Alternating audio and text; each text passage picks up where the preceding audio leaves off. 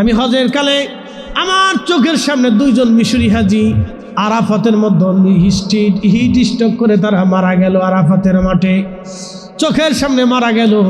ওই লাশ ওইভাবে রেখে আমরা আরাফাত থেকে মুজদালিফায় চলে গেলাম। বন্ধু খুব মনোযোগ দিবেন, আরাফাতে হাজি চোখের পানি ফেলে ফেলে কান্না করে। আমি দেখেছি আরাফাতে প্রত্যেকটা হাজি চিৎকার মেরে মেরে কান্না করে নিজের জীবনের গুনাহ মাফ চায়। আর আমার রব আরাফা থেকে কোনো হাজিরে খালি ফেরত দেয় না। কিন্তু এই দুই অন্ধ হাজি দোয়া করলো, আরাফাতেও তাদের চোখ ভালো হলো না। এই দুই ভাই চলে গেল মুজদালিফাতে, দোয়া করলো মুজদালিফায় বসে, কিন্তু চোখ ভালো হলো না। মুজদালিফা থেকে রওনা দি তারা জমারাতে গেল, জমারাত থেকে ফিরে মিনায় গেল। মিনায় যাইয়া হাজি দোয়া করলো, কিন্তু চোখ ভালো হলো না। এরপরে ফরজ তাওয়াফ করলো, দোয়া করলো, চোখ ভালো হলো না। সারা মক্কায় হজ শেষ করলো, কিন্তু চোখ ভালো হলো না। এবার দোয়া কবুলাতের জায়গা, মঞ্জুরিয়াতের জায়গা মদিনাতুল মুনাওয়ারায় হাজি রওনা হয়ে চলে গেল। হাজি সাহেব বললেন, আমাদের সাথে একসাথে মসজিদে নববীর ভিতরে ঢুকে বাবু সালাম দে প্রিয় নবীজি রওজা মুবারকে দাঁড়ায়া সালাম যখন হাজি দেয়, সালাম দিয়ে বের হয়ে হাজি দোয়া করে। এই দোয়া আল্লাহর আসমানে কবুল হয়ে যায়, কারণ রসুলের বরগাহের দোয়া আমার আল্লাহ ফিরায় না। নবী বললেন, মান যারা কবরি ওয়াজাবাত লাহু শাফাআতি ইয়াউমাল কিয়ামাহ। ইমাম তাকিউদ্দিন সুবকি আর শিফাউ সাকামের মধ্যে তিনি হাদিসখানা লিখেছেন। আল্লাহর নবী বলেন, আমার উম্মতেরা রে, যখন আমার রওজা মুবারকে এসে তোমরা আমাকে সালাম দিবা, আর আমাকে সালাম দিয়ে আমার জিয়ারতে দাঁড়াবা, জিয়ারত করে তোমরা চলে যাবা, কিয়ামতের ময়দানে আমি তোমাকে নিয়ে আল্লাহর বেহেশতে চলে যাব। একটা জবান বন্ধ থাকবে না, জোরে বলেন আল্লাহু আকবার। তোমার ওই পাওয়ার আশায় মন ছুটে যায় মদিনায়, তোমার ওই পাওয়ার আশায় মন ছুটে যায় মদিনায়। এ আশিকে দিদার দাও না, আর দূরে থাকিও না। এ আশিকে দিদার দাও না, আর দূরে থাকিও না। হে রাসূল তোমায় ভালোবাসি,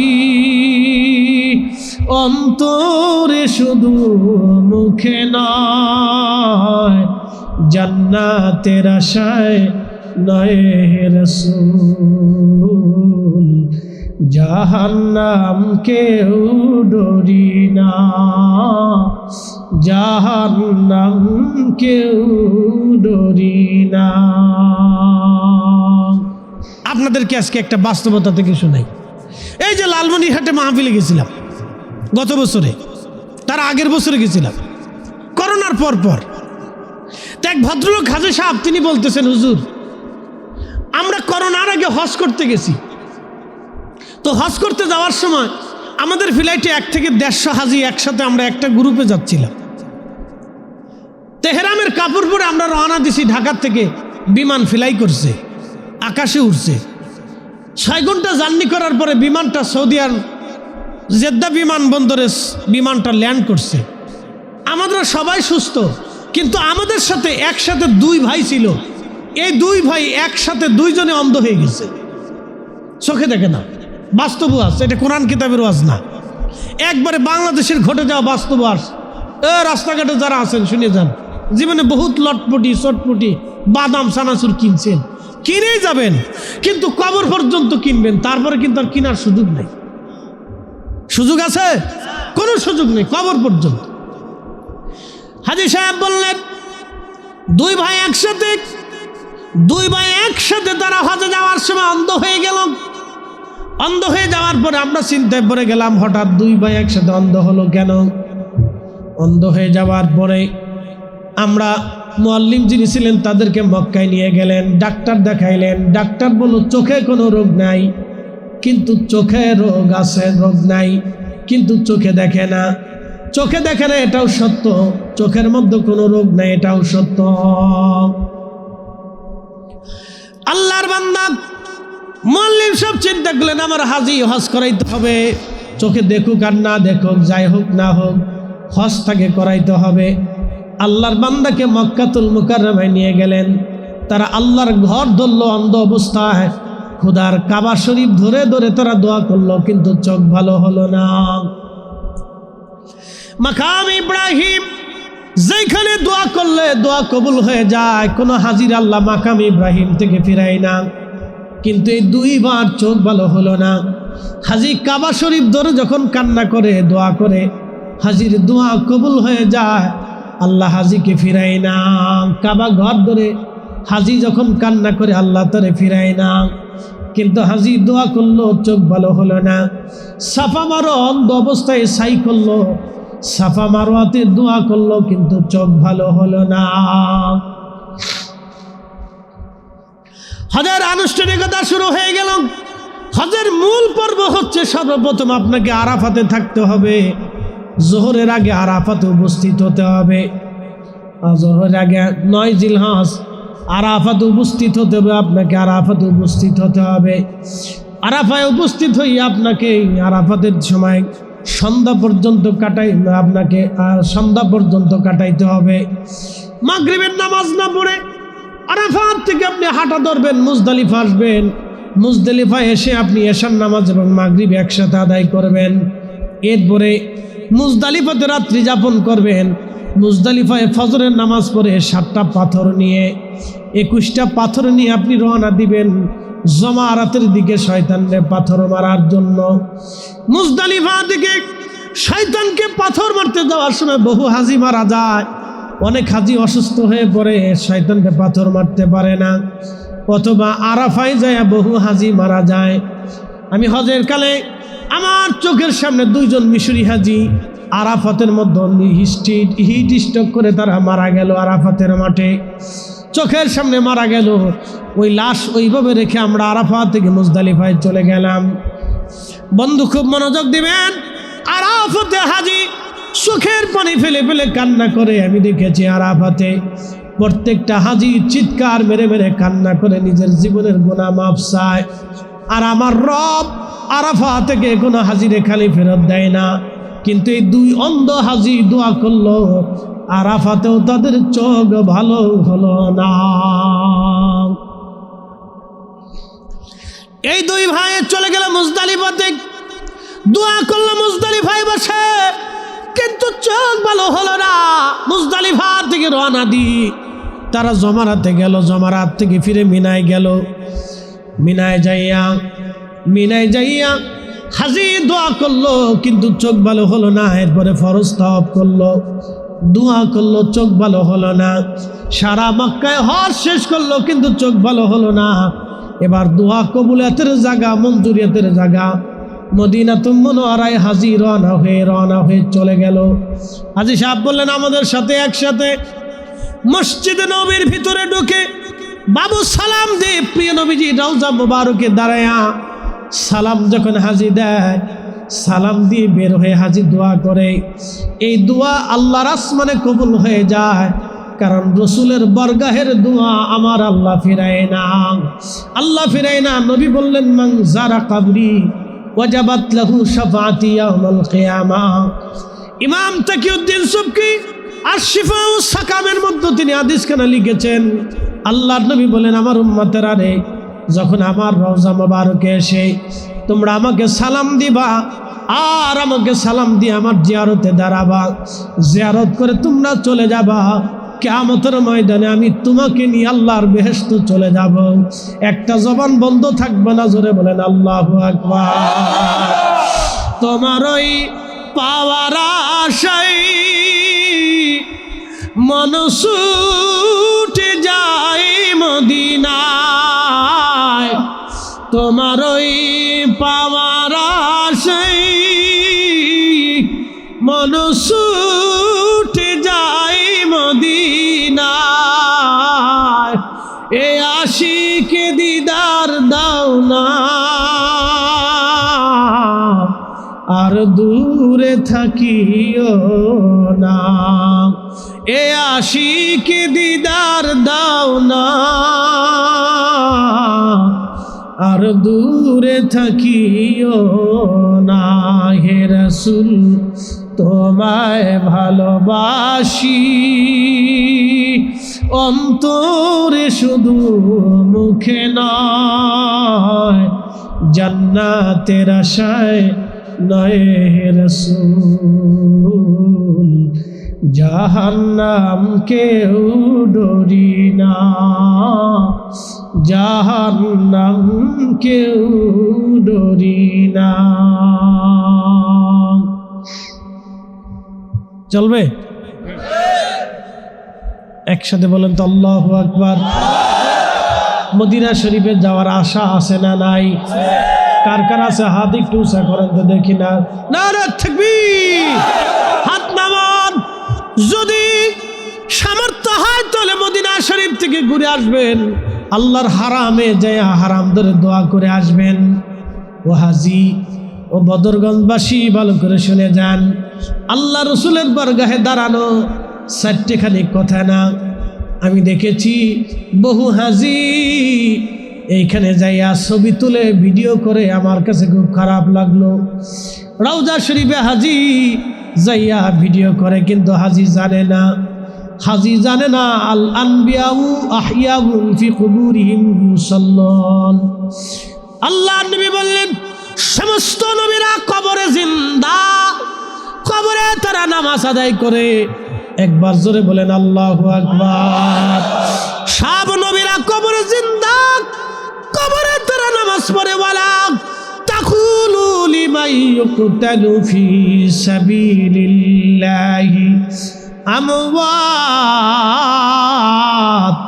আল্লাহর পথে যারা মারা যায়, আল্লাহর পথে যারা জীবন দেয়, তোমরা তাদেরকে মৃত মনে করিও না। বাল আহইয়া, তারা জিন্দা জিন্দা জিন্দা জিন্দা। একটা জবান বন্ধ থাকবে না। জোরে বলেন তারা কি? জোরে বলেন তারা কি? এই কোরআনের কথা না আমার কথা? কোরআনের কথা। ভুলটুল আছে না? এই আল্লাহর কোরআন বলতেছে তারা জিন্দা। তাহলে আমার নবী রওজা শরীফে জিন্দা আছে না নাই? জোরে বলেন আছে না নাই? তাহলে কোরআন মিথ্যা হবে, আকাশ ভেঙে যাবে, পৃথিবী পুড়ে যাবে, সাগর শুকিয়ে যাবে, কোরআন মিথ্যা হবে না। কথা ঠিক আছে কিনা? কোরআন শরীফ মিথ্যা তো খুব মনোযোগ দিবেন। ওইখানে গেলে দোয়া কবুল হয়। দুই ভাই ওইখানে দোয়া করলো কিন্তু কাজ হলো না। তারা এখানে নামাজ পড়লো, দোয়া করলো কিন্তু কবুল হলো না। নামাজ পড়লো, দোয়া করলো কিন্তু কবুল হলো না। হাজিরিন, দুই ভাই চোখ তাদের ভালো হলো না। মসজিদে নববীতে দোয়া করলো কিন্তু চোখ ভালো হলো না। যে মসজিদ থেকে হাজিদেরকে আমার আল্লাহ ফিরাই দেয় না, কারণ ওই মসজিদেই নবীজি ঘুমিয়ে আছেন। আপনি বুঝেন তো দোয়া কবুলের জায়গা। আল্লাহর কোরআন বলতেছে ওয়ালাউ আন্নাহুম ইযলামু আনফুসাহুম জাউকা ফাস্তাগফিরুল্লাহা ওয়াস্তাগফারা লাহুমুর রাসূল লাওয়াজাদুল্লাহা তাওয়াবার রহিমা।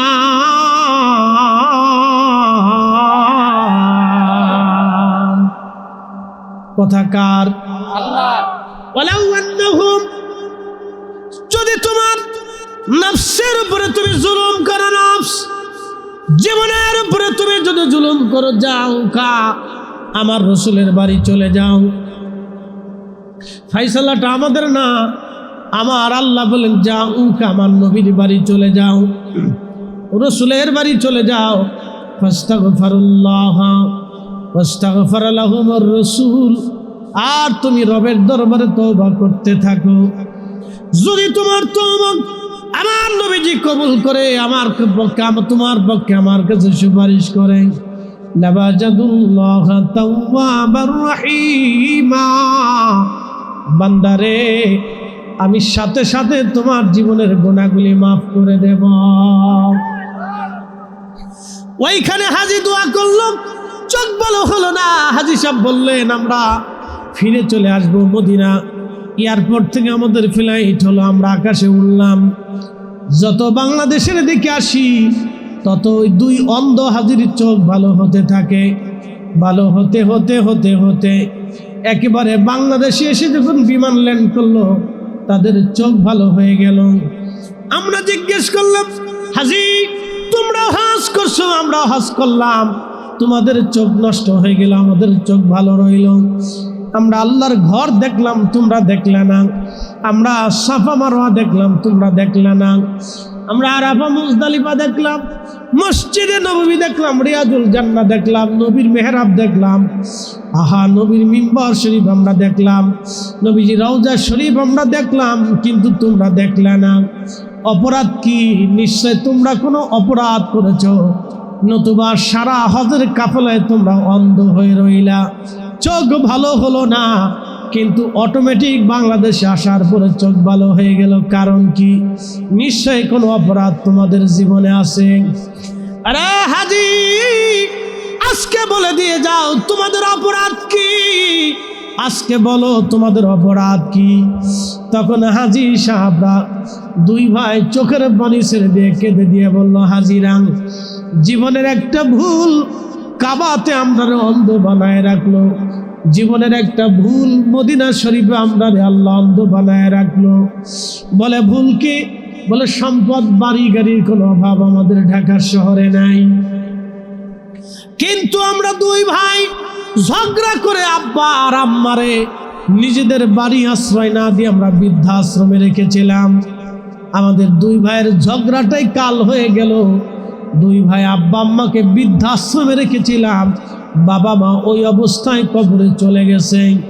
তাদের বদদুয়া আমাদের কাজ, বদদুয়া আমাদের বিরুদ্ধে লেগে গেছে। বুঝছি কোটি কোটি লক্ষ লক্ষ হাজিরা হজ করলো, চোখ অন্ধ হলো না, কিন্তু আমাদের চোখ অন্ধ হয়ে গেল। শুধু আমরা আব্বা আম্মার হক আদায় করি নাই। এই জন্য এই কোরআন বলতেছে, ওয়াকাদা রাব্বুকা আল্লাহ তা'বুদু ইল্লা ইয়্যা, আমি আল্লাহ তোমাদের জন্য বাধ্যতামূলক করে দিলাম, আইন করে দিলাম। বলে কি আইন? আমি আল্লাহ ছাড়া আর কারো ইবাদত করবে না। ওয়াবিল ওয়ালিদাইনি ইহসানা, আর বাবা মার সাথে সুন্দর ব্যবহার করবে। ইম্মাম ইয়াবলুগান্না ইনদাকাল কিবার, যদি বাবা মা বয়স্ক হয়ে যায়, বুড়া হয়ে যায়, তাহলে আহাদাহুমা আও কিলাহুমা ফালা তাকুল লাহুমা উফ, তুমি এমন আচরণ করবে, এত সুন্দর ব্যবহার, যেন তোমার ব্যবহারে তোমার আব্বা আম্মা উহু শব্দটা পর্যন্ত করে না বসে।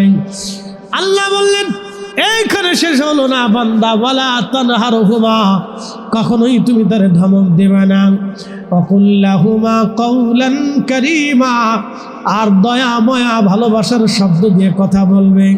ওয়াখফিজ লাহুমা জানাহা যুল্লি মিনার রাহমা, তোমার যত দয়া আর রেহেম আছে, মায়া আছে, ভালোবাসা আছে, সব ভালোবাসা দয়া মায়াগুলি বাবা মার জন্য বিছাই দিবা। এরপরে আল্লাহ বললেন, বান্দারে তোমার জন্য আমি আল্লাহ আইন করে দিলাম, বাধ্যতা করে দিলাম। আমার সাথে বলেন, অকুর রাব্বির হামহুমা কামা রাব্বায়ানি সাগীরা। আরে বান্দা, বাবা মা যদি মারা যায় তাহলে ভাই বোনা তোমার হক শেষ হয়ে গেছে। আল্লাহর নবীকে সাহাবী বলেন, হুজুর আব্বা আম্মা মারা গেছে, হক কি পায়? আল্লাহ রাসূল বলেন, তিনটা হক তোমার কাছে পায়। এক নম্বরে দোয়া, জোরে বলেন কি? হয় না, আরো জোরে বলেন কি? দোয়া। জোরে বলেন কি? দোয়া। একসাথে বলেন কি? দোয়া। তাহলে নামাজের পরে দোয়া, আপনার নামাজের পরে দোয়া, মাহফিলের পরে দোয়া, কুরআন খতমের পরে দোয়া, কবর জিয়ারতের পরে দোয়া, দুরূদ শরীফ পরে দোয়া আপনারা করবেন, বেশি বেশি করে দোয়া করবেন। আল্লাহ ওয়াজ করলেন, রাব্বির হামহুমা কামা রাব্বায়ানি সগীরা। দোয়ার ভাষা আল্লাহ শিখিয়ে দিলেন, এই ভাষা দিয়ে তোমরা দোয়া করবা। দোয়া এই জন্য যেই সন্তান বাবা মার জন্য দোয়া করে না, কিয়ামতের ময়দানে ওই সন্তানকে আল্লাহ নাফরমান সন্তান করে উঠাবে।